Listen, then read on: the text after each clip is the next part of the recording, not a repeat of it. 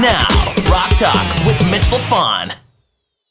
We're speaking with author Martin Popoff, or in fact, great Canadian author Martin Popoff. The new book is a Rush Limelight, talking about all the bands, or the band's 80s releases. Yes, right. Rush in the 80s. And, that's actually where I was more part of the Rush scene because, growing up through the 70s, it was all about Kiss and it was all about Cheap Trick and it was all about Aerosmith and even Ted Nugent back in the day. And then we get to the 80s and all of a sudden Permanent Waves comes out and you hear Spirit of the Radio and you go, oh, yeah, I like that. Talk to me about this book. And first of all, bonjour, as we say in Montreal. Bonjour. You see how excited I am to talk to you? I got to get going.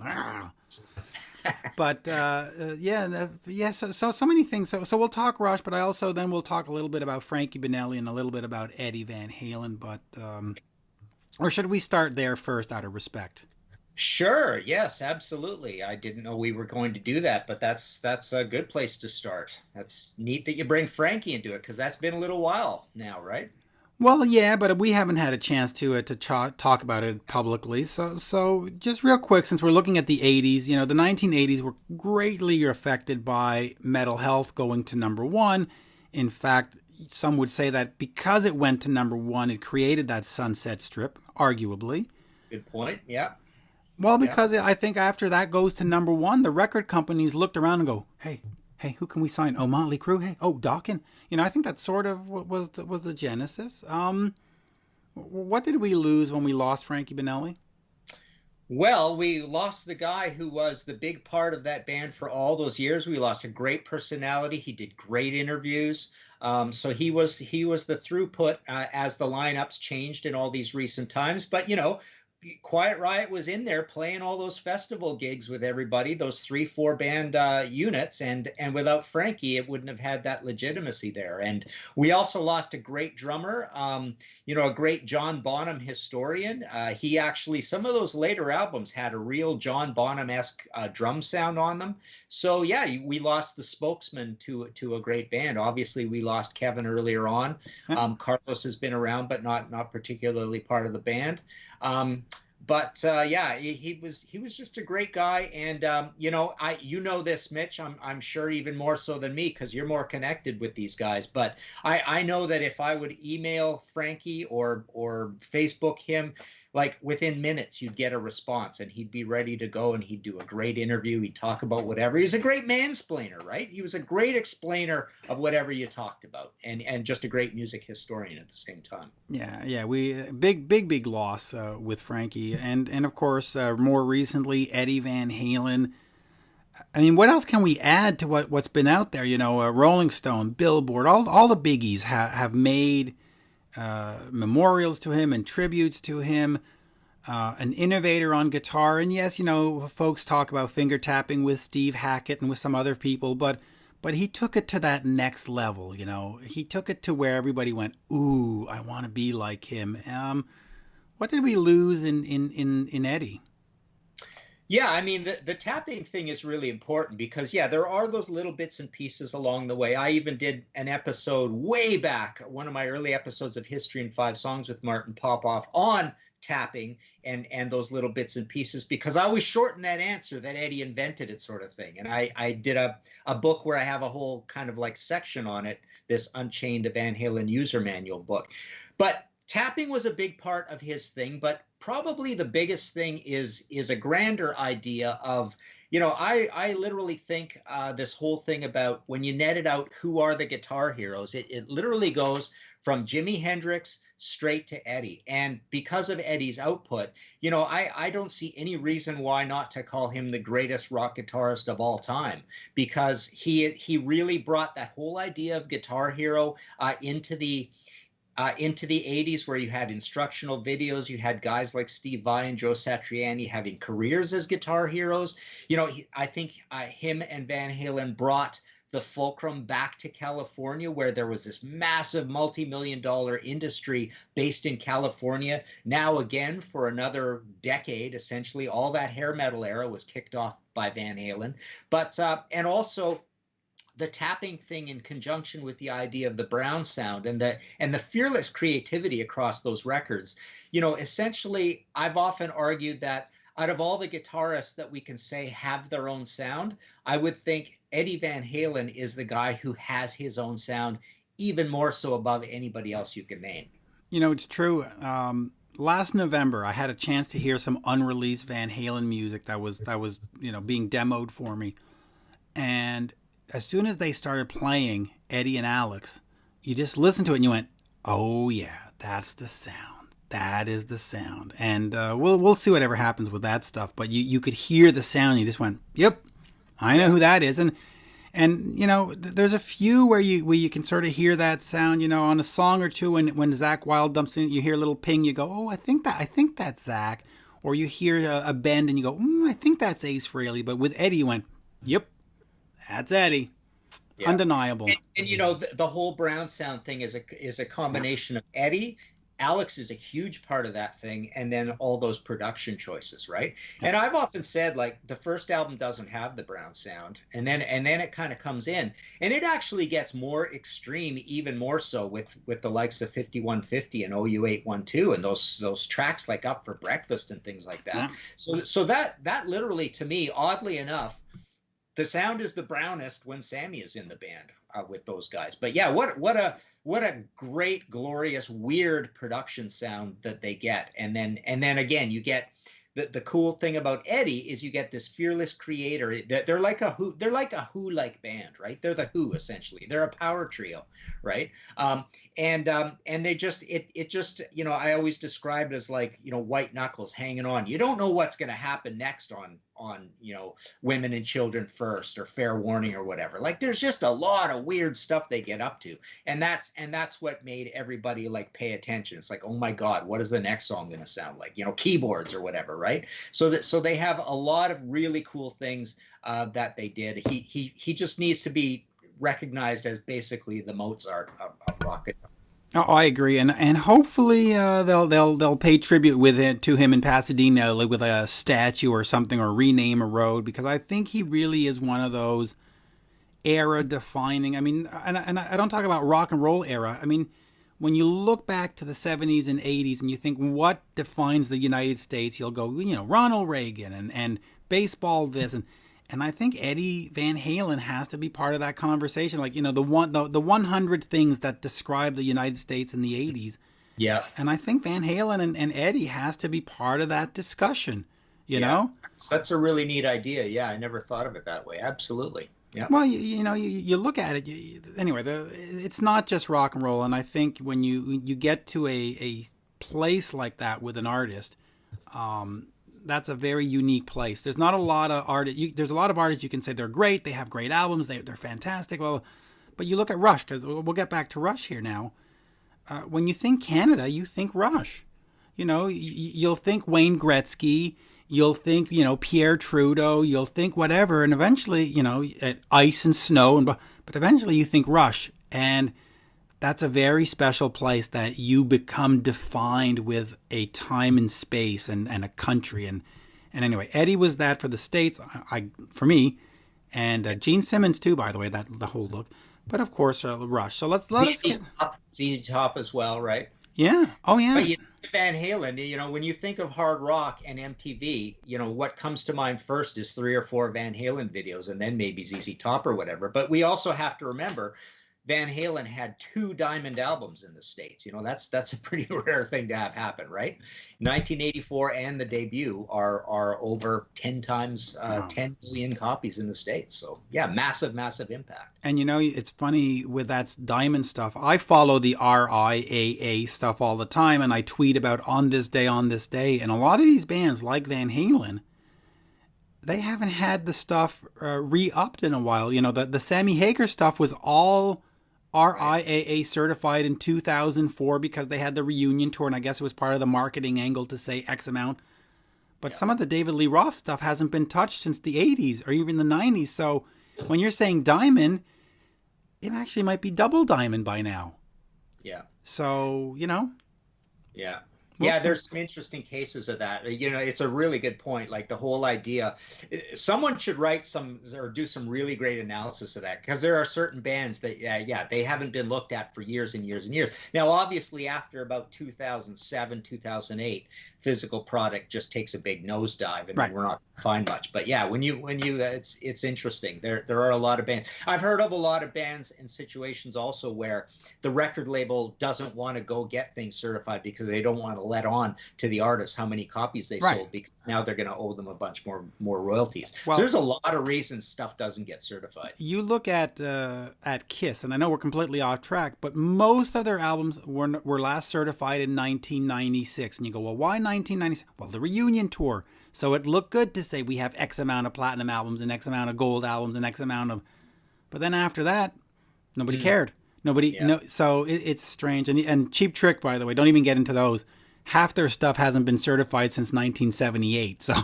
So. Yeah. But Rush. All right. So let's get over here to Rush. 10 minutes in, but let's talk about the Limelight. You did a series of book on Rush, and you separated them into 70s, 80s, and then after. We talked about it last time, but just for the fans that weren't listening the last time or might have missed it, why do you think it was important to separate them into three distinct, if you want, eras, rather than say, here's Rush, the whole thing, 500 pages, off you go? Yeah. Why did you separate it in by eras? Because I would think, sound-wise, they were three different bands. Yeah, 3 or 4 different bands. Yeah. But the main point was that this was going to be the everything but the kitchen sink thing. It's going to be all my analysis inspired by what I had to do on these Clash and Led Zeppelin books, where I had to analyze every song, 500 words, blah, blah, blah. And it's also with the publisher where I did the authorized biography back in 2003, The Contents Under Pressure. And I did a deal with the Banger guys, because I worked on the Banger film, to use, all the stuff we didn't use in the movie, because there was lots and lots and lots of great interview footage that I thought this has to see the light of day someday, right? So it's combining all these things, plus using the outside press, properly for the first time. I only did that on a previous Rush book, The Illustrated History. So long story short, I had enough stuff to make, I think the first one's like what is it here? I think, because I just looked this up the other day and I was quite astounded. So, I mean, the first one's 340 pages. So that's Anthem, Rush in the 70s. The second one is a little shorter at 302. But I actually looked up what the one that's coming out in spring, which is called Driven, Rush in the 90s, and in quote marks, in the end. And I think the last one's something like 420. So between them, I guess it's about 900 or 1,000 pages. So you just get to a limit where, it has to be a commercial product at the same time. And doing one big massive one would probably be like a $70 book or whatever. This spreads them out, and maybe someone doesn't want to have all the eras. I've run into that with I did a Thin Lizzy trilogy and a Maiden trilogy. You run into some guys who literally will just buy the one era and not continue with it or whatever. Well, or even listen. You're talking to a Kiss fan. I completely get that. I know some folks that are all about the 80s, and I know some that are definitely just all about the 70s. Yeah. And there are some that are, 70s and 80s and want nothing to do with what happened after 1992. Yeah. And then there are some that love it all. So, yeah, I get that. Now, when we get into the 1980s, right off the bat, first week of January or second week of January, they put out Permanent Waves.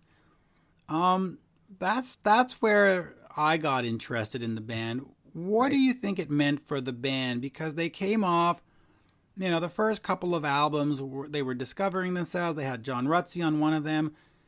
They definitely matured, and I would say even became a little bit more radio savvy by Permanent Waves, especially with the song spirit of the radio. Talk to me about that sound, and were they massaging the sound? Were they being of the time, or were they being avant-garde? Where were they going on that first 80s album?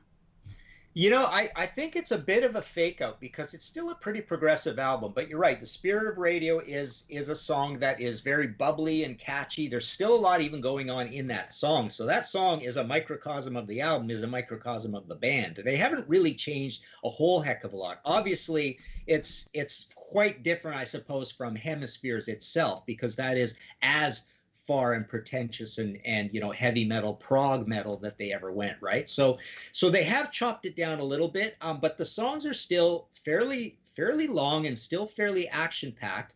But the production's a little more immediate. Free Will is a pretty, hooky, bouncy song as well. It's a short album. It's only something like 36 or 38 minutes. But yeah, it is a subtle twist in that they do have this hit single, and it's a proggy and pretty heavy hit single. So it's a little bit different from Closer to the Heart and Fly By Night as singles, because those are like poppy proggy songs, and this is a pretty rockin' electric song. So it's kind of like, well, we can do this. We can still be Rush.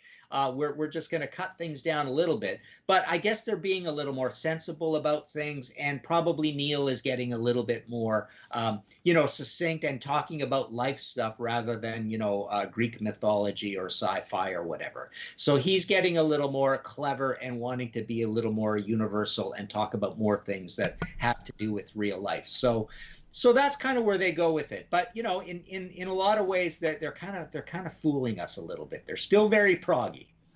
Yeah, they were proggy. Well, okay, so I'm going to skip ahead, and then we can maybe work our way back. But when you look at Power Windows, Hold Your Fire, Presto, the band, to me, were definitely buying into the Much Music, MTV kind of sound. They very much were, the way their videos were presented, their hair was done. They seem to have forgotten about being this progressive Canadian rock band and wanted to be sort of these video mavens, and they wanted to. So do you think that the band's sound suffered in that era? Was MTV and Much Music wrong for Rush? Yeah, that's really interesting. I've never really thought of it like to go directly at the visual and the MTV end of it. Usually, people ask, and I kind of think about more so the keyboardiness and the electronic drums. So you're right. I mean, there is a parallel there, because what they do, they're such enthusiastic early adopters of technology, right? And they're just enthusiastic participators in the world and enthusiastic participators in the pop world. So they're thinking that all these young guys, we got to stay young, we got to stay current. So they're learning all these new keyboards, and they're using them very liberally. They're using all those crazy video techniques, and you think of the Time Stand Still video and all that, right? And they're moving around, and a lot of stuff looks kind of stupid and early. Peter Gabriel's got the same thing where it's like, well, is Sledgehammer a great video, or is it kind of dated or whatever, right? So you get those discussions, right? But yeah, so what happens is, I think they over participate in the 80s sounds and the 80s visuals and all that stuff, and the 80s wardrobes and all that, because they are enthusiastic culture consumers, right? So they're in there loving all this stuff, but then you get pooped out the other end 10 or 20 years later, and all of a sudden this stuff looks kind of embarrassing, right? And the 70s stuff, the funny thing is, the Professor never looked better than when he had the long flowing hair and the big handlebar mustache, right? I mean, that's the Professor, right? It never looked all that embarrassing, but the 80s stuff looks and sounds, yes, a little embarrassing. I agree with you there. Yeah, it's just funny because you're right. They really were trying to not only get the video or the visuals, and I don't think they were comfortable with the visuals. At least it seemed kind of strange. But yeah, they were also playing with that technology, and I don't know, I think if you listen to UFO through the 80s, or you listen to Kiss through the 80s, you can sort of listen to it now and still have a great soft spot for it. But Rush, I think they got caught in trying to be something that they were never meant to be. They were not meant to be video darlings. They were meant to be a band that you would go see and not know what they look like, and you play them, right? I mean, they... Well, yeah, in a way, though, they really they almost became even more into that. And then it actually did become a positive part of their thing. And that's through the video, the way they incorporated video into the live show. Right. And they ramped up, and they became one of the pioneers of doing really great things with video when it comes to the live show. Absolutely. But yeah, it is funny. It's like, it's like, but the other interesting thing about them with those records is they don't apologize for those records at all. They don't say they suck or whatever. I mean, Alex does a little bit, but Neil always swore up and down that some of their best work was on those records, and so they're not that.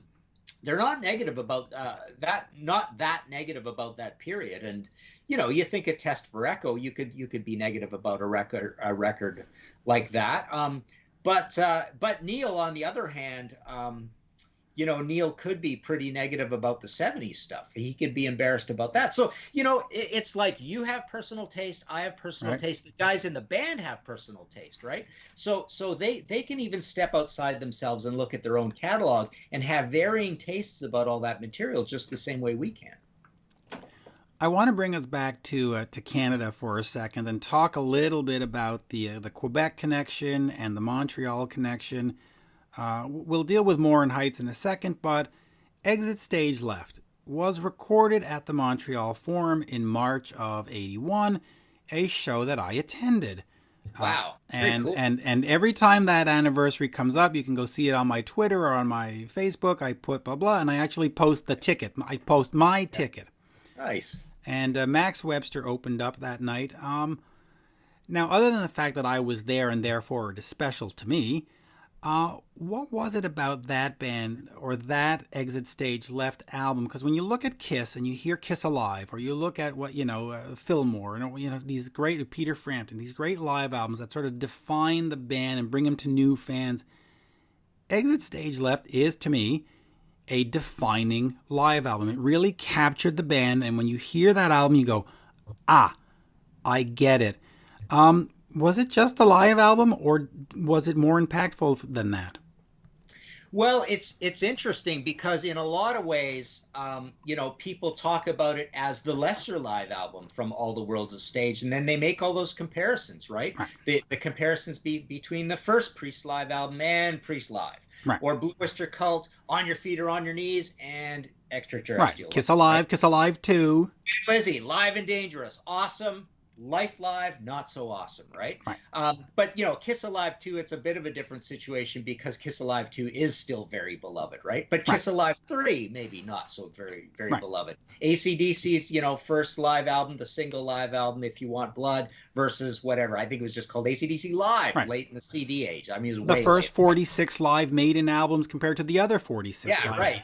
Live After Death is the unassailable one, but everything after that is. So Rush, but the funny thing about Rush, and I'm just thinking about this now, is that I can understand looking at Exit Stage Left really fondly because of Show of Hands. Right. Because when they put that out, it really makes Exit Stage Left look good. But you talk to the guys in Rush, and they look at Exit Stage Left and say, we kind of really doctored that up too much, and it's essentially considered a little bit the corporate bloated album compared to the first one, which is the explosive raw live album. Mm-hmm. But it is a very good live album. I mean, it is actually pretty darn cool, and it is catching them at this great peak. Whereas some of those other ones we've talked about, the band is on the decline already, those second live albums, right? And Rush is still right in there, still having a great time. But I don't hear a lot of people ever saying a Show of Hands is Rush at their peak or a great live, whatever. But I love that Show of Hands, yeah.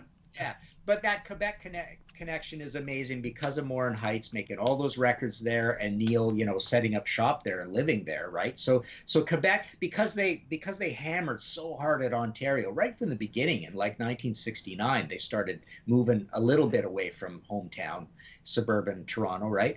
So basically their biggest base in a lot of ways includes Quebec and does not include Western Canada, and certainly doesn't include the Maritimes, and it includes the Midwest. It includes your Clevelands and Pittsburghs and St. Louises. So literally, the fond areas for them are that Rust Belt of America, all of Ontario, and Quebec.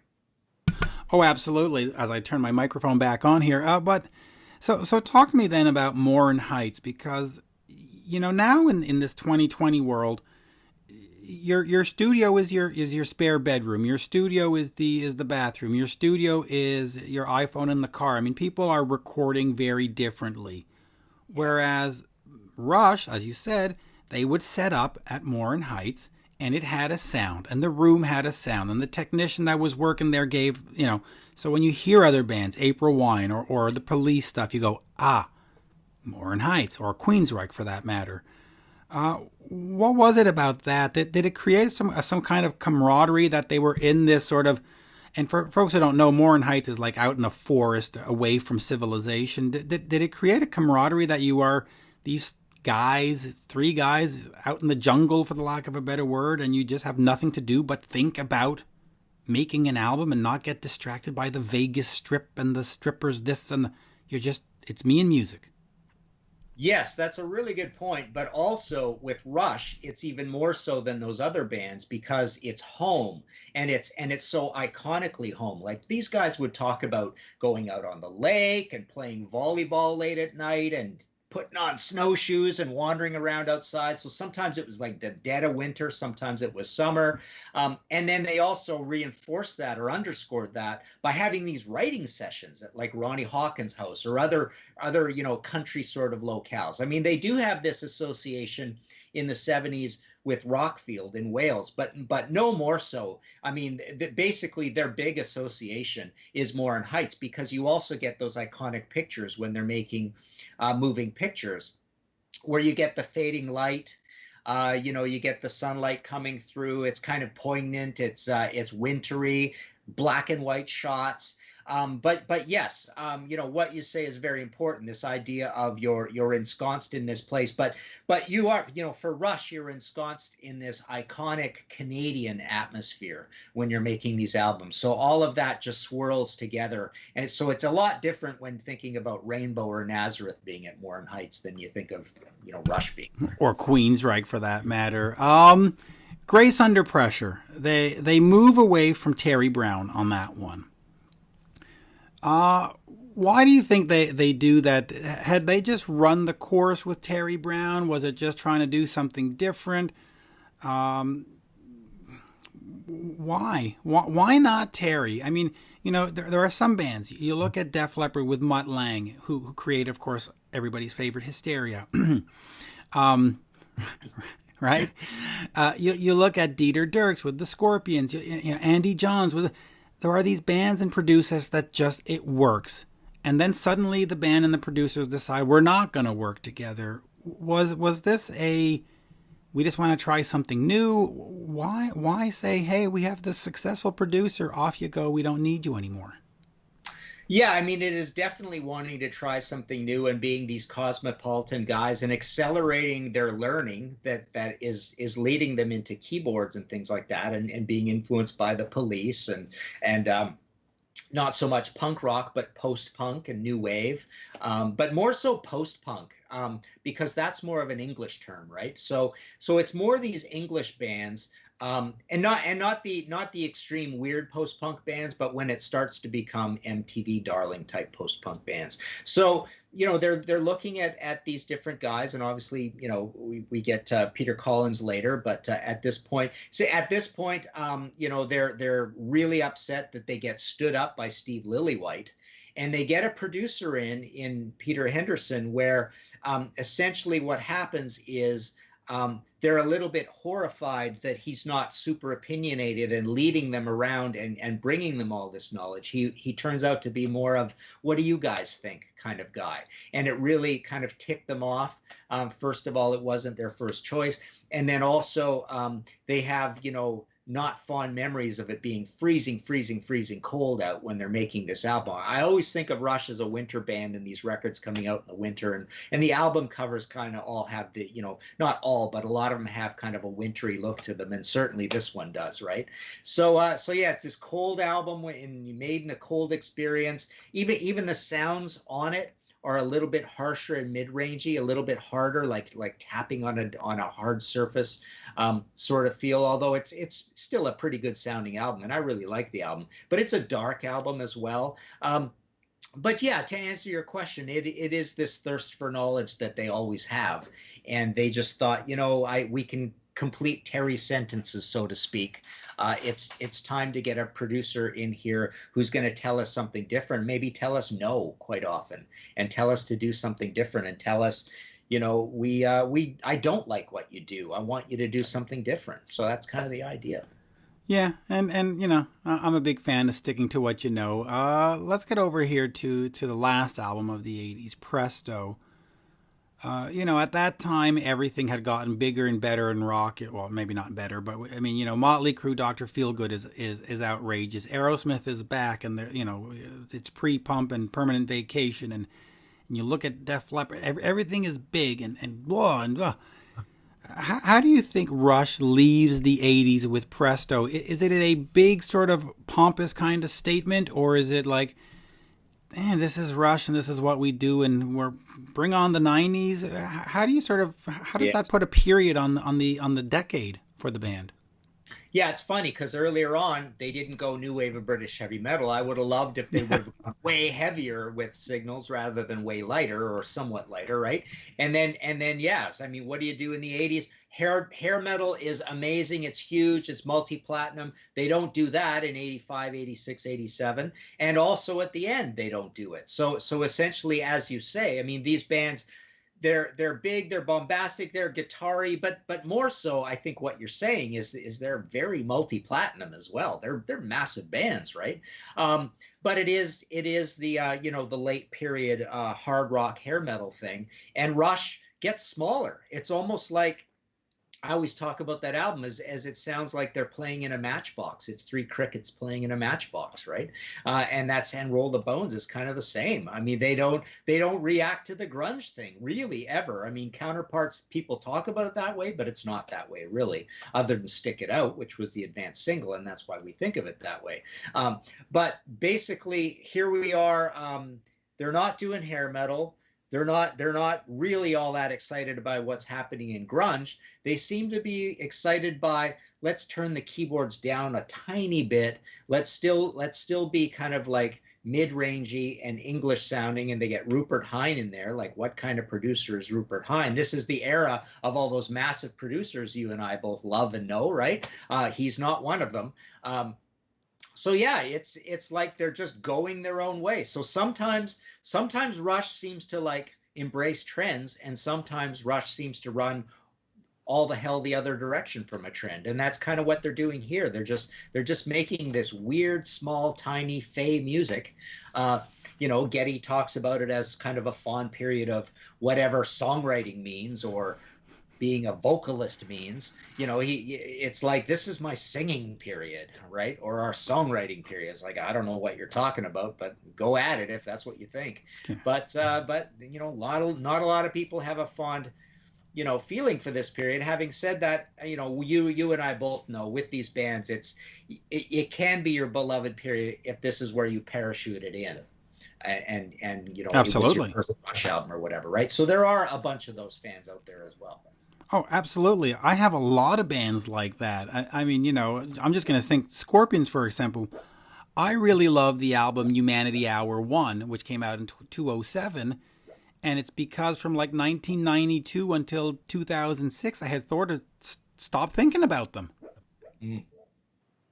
I've got a dog barking in the corner. And then the album comes out and it reanimates everything for me. And I'm like, wow, that album gave me that feeling again. So yoo-hoo.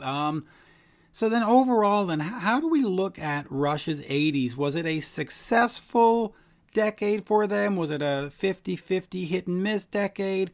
Was it, oh my God, because when we talk about Kiss, there's a lot of fans that go, they never got better than the 70s, which is sort of ridiculous. But there's a lot of folks that say they never got better than those first 7 records. Was Russ just holding on? I mean, are they treading water, or is like, no, they moved the bar. They became more Rush. Well, the really positive things to say is that they were massive at the beginning. I mean, they basically came in and this was the biggest they were ever going to get in terms of being the it band, right? You go Permanent Waves into Moving Pictures and Signals. I mean, this is probably more their golden period than the earlier stuff, right? So they have this really pretty important big, and even Grace Under Pressure is a platinum album as well. So they're a really big band for a huge chunk of the 80s. And then they have this period that's the paired albums, Power Windows and Hold Your Fire. And then they have this other pair of albums One is in the 80s, Presto, and one is in the 90s, Roll the Bone. But those go as a pair as well. So, what do? I mean, basically, they make a lot of music, a lot of different music. They change rapidly. So they're having a pretty action-packed 80s. They never get small again in terms of the show. That's one of the really cool things about Rush is that they become huge and play these big places, and they never step back and play anything smaller ever again. They may sell less tickets now and again, but the show just keeps getting bigger and bigger. And they become this thing that a lot of people don't talk about with Rush, but they become one of the pioneers of the really high-tech, massive show. I mean, people denigrate Kiss or whatever, or put Kiss down and say, oh, so much was spent on the show or whatever. It's like, well, look at Rush's show. It's always been bigger than Kiss's show, right? I mean, except for when, Kiss happened to be a bigger band. But once you get to 82 forward, I would probably argue that there are no shows that Rush puts on that are smaller than the shows Kiss puts on. Forever, amen. I mean, Rush just becomes this technological juggernaut live from that point. So that's kind of a cool thing that basically happens, on day one, 1980, essentially. It's just up and away.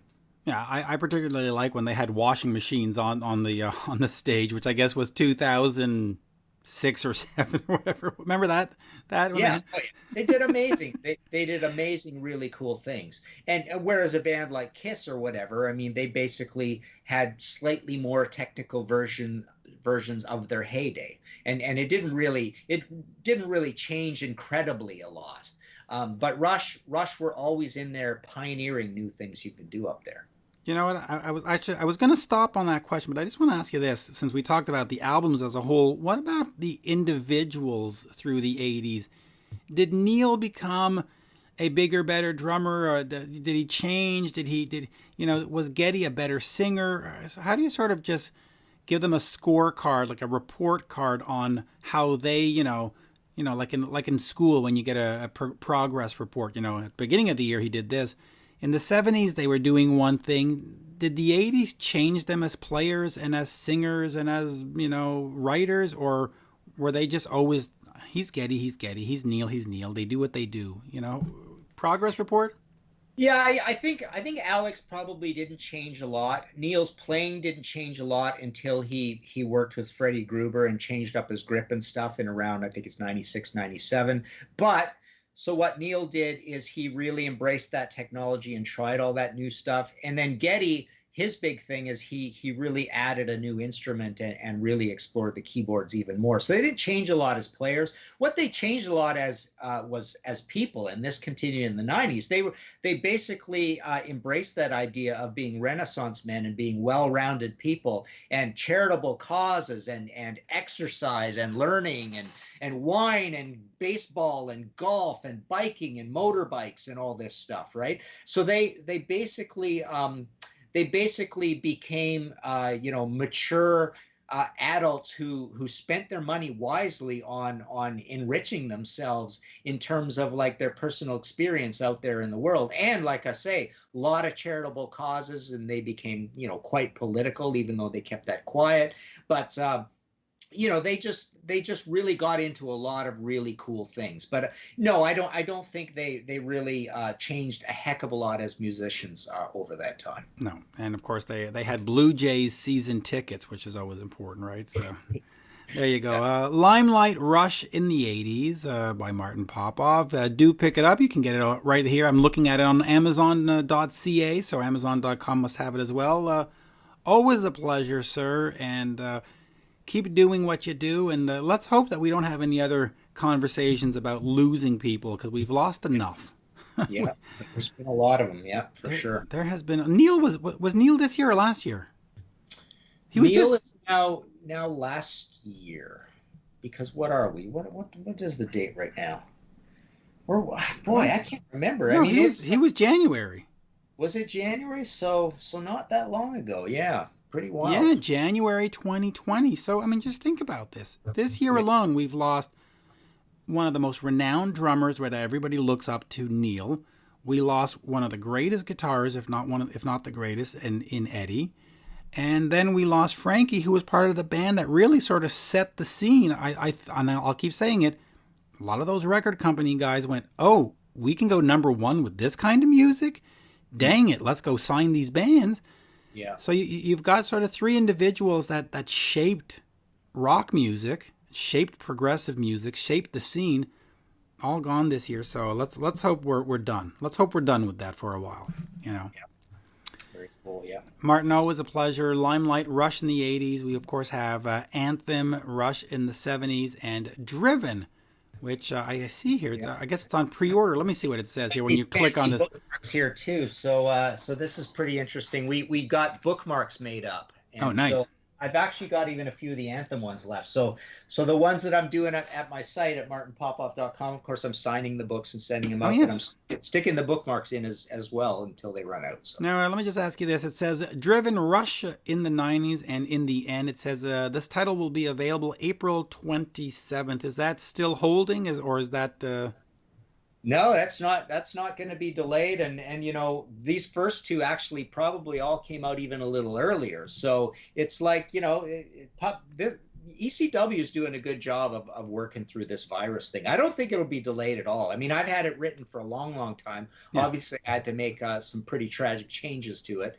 But I had it written well before Neil's passing. So all of these, it'll be out on time. I'm pretty sure. Yeah, and I wasn't necessarily suggesting a delay. Sometimes they move it up to February, or sometimes Amazon gets the wrong date, so it should be on time. But Limelight, Rush in the 80s, available now.